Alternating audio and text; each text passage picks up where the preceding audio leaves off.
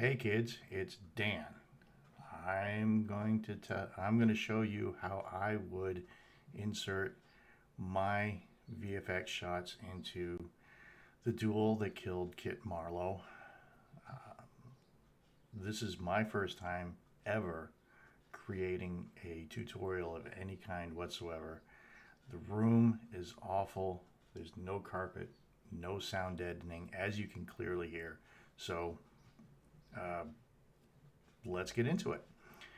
All right, so what I'm doing is I'm using DaVinci Resolve, and I've already put the full movie into my timeline. Uh, this one here is the low res copy that I was using for reference, I guess. It was the first one I got sent. So this one here, this file right here is the full length movie that I'm using for reference for this. What I do is I gave Tahona the time codes for the VFX shots for this is just the run up to them jumping over the hedge into the field. I gave Tahona the time codes for when the corrupted bit starts and stops in the ProRes version. So yeah, you can't use this one. You can't use this copy to actually insert. You should get your own ProRes copy, but you should also make sure that that section isn't corrupted when you do. The time codes start at 7:43:16, 7 minutes 43 seconds and 16 frames into this copy of the movie.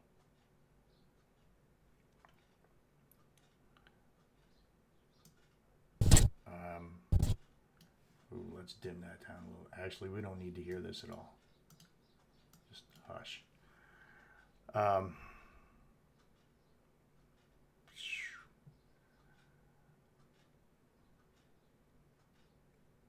This is what happens.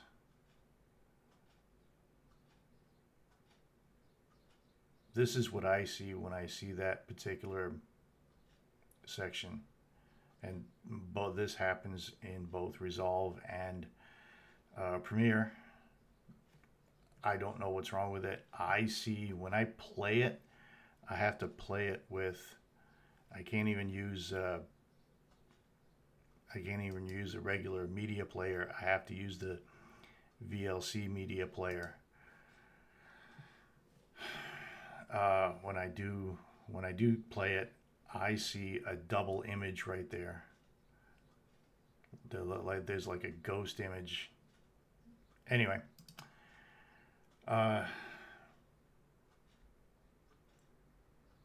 bring my cursor over to 7.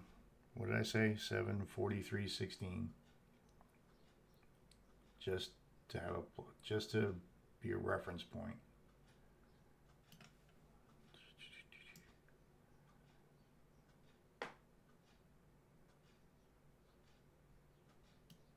Okay, so that right there is going to be the exact frame where this starts. Bring in the VFX clips because this frame here is the very next frame, should be. If I drag it over just a... Wait, what are we doing? Oh.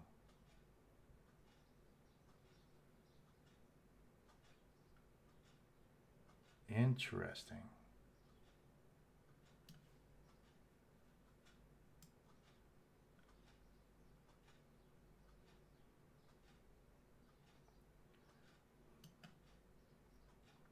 Hmm. All right, hang on a minute. I got to figure something out. Okay, I'm back. It took a little bit of figuring out. Turns out that this shot, the VFX shot that I inserted here, is at the final resolution, and this low res version of the movie is at a different obviously it's at a different resolution. Uh, the Hang on a minute. All right, I figured picture's worth 1,000 words. Okay, so this right here is the VFX shot, the last one that I sent. It's I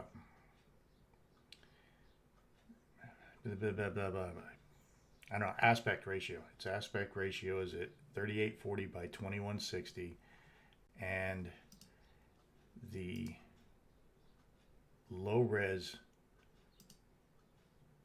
movie is at 1920 by 1080, which, if you remember your maths, that comes out to a slightly different aspect ratio. So you're going to see a double image right here, because I'm not going to go to the trouble of making everything absolutely perfect right now. Sorry. If you need me to, I will. I can go back and do that, but it'll take a minute. Okay, so timestamp is 7:08:21. The 1 hour there is just, that's where DaVinci Resolve starts its number line. You can change that. It's a setting that you can change if you really want to. But in the movie, in the full-length movie, this VFX shot starts at 7:08:21 and goes through to 8:48:04. So right here, all right, what you're seeing is this shot is at half opacity. If I bring the opacity all the way up, it's you can't see anything behind it.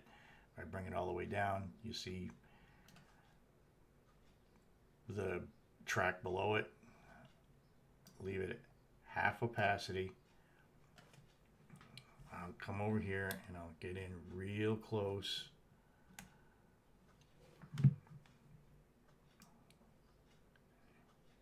Get over here to the first frame where the words disappear.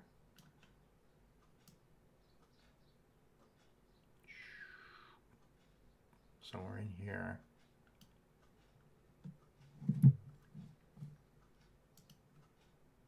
And I'll do a blade cut.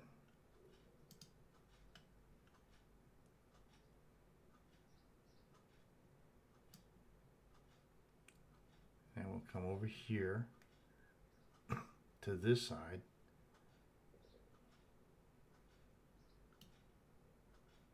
We'll do another blade cut. Select that bit and get rid of it. Bring the opacity all the way back up. And now you have seamless. Turn off snapping here so it's really obvious.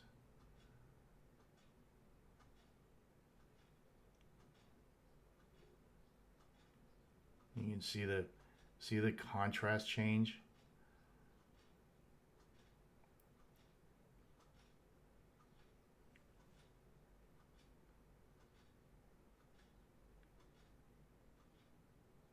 Oh, this is a separate clip now, so I have to bring the opacity up on that one.